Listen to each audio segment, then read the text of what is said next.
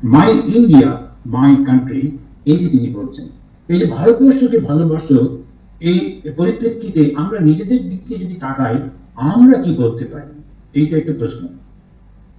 আমি কি করতে পারি? কেমন করে আমি ভারতবর্ষকে ভালোবাসতে পারি? এখন যদি আমরা বর্তমান যুগের পরিস্থিতিতে দেখি, সেখানে আর্থসামাজিক অবস্থাটা এমন একটা হয়ে দাঁড়িয়েছে, আমরা অসহায় বোধ করছি। ভারতবর্ষে যদি লক্ষ্য করে দেখা যায়, ওরা হিমালয়কে দেবতা বলে, সমুদ্রকেও দেবতা। কেন হিমালয়কে দেবতা বলে? আমাদের কারো কারো ধারণা যে হিমালয়ে সব দেবতারা থাকতেন, মা দুর্গার বাপের বাড়ি হিমালয়, এবং ইত্যাদি ইত্যাদি। অনেক ঋষি মুনিরা তারা ওই হিমালয়ে থাকেন, এরকম সব বলছে।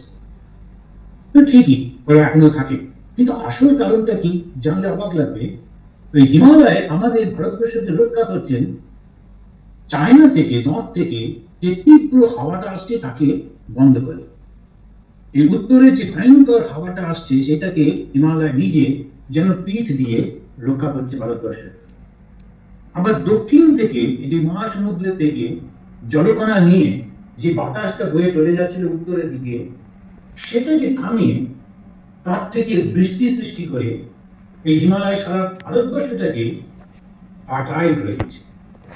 আর আমাদের নদীগুলো সেই কারণে আমরা আমাদের পুজোতে এই নদীগুলোর নাম যদি খেয়াল করে দেখেন, যে কোনো পুজোতে যে জলটা আমরা ব্যবহার করি সেইটাতে আঙুল ডুবিয়ে পুরোহিত মশাই বলেন, গঙ্গে চ যমুনা চৈব গোদাবরী সরস্বতী নর্মদে সিন্ধু কাবেরী জলস্মিন সন্নিধান। এই 7টা নদীর নাম এত সুন্দর করে বলেন, মনে হয় একটা সংস্কৃত মহামন্ত্র বললেন, কিন্তু আসলে 7টা নদীর নাম। কেন? এই 7টা নদী, আরো অনেক নদী আছে, কিন্তু এই 7টা নদী বিশেষ করে ভারতবর্ষকে খুব ফার্টাইল তৈরি করেছে।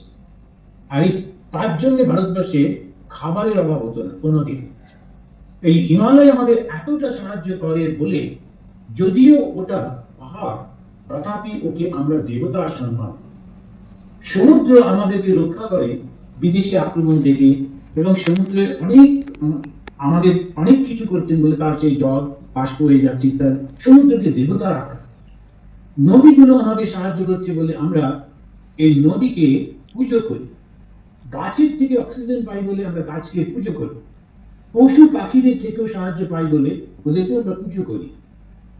কেন করি? কেন? কৃতজ্ঞতা। তো মানুষ যদি কৃতজ্ঞ না হয়, মানুষ থাকে না।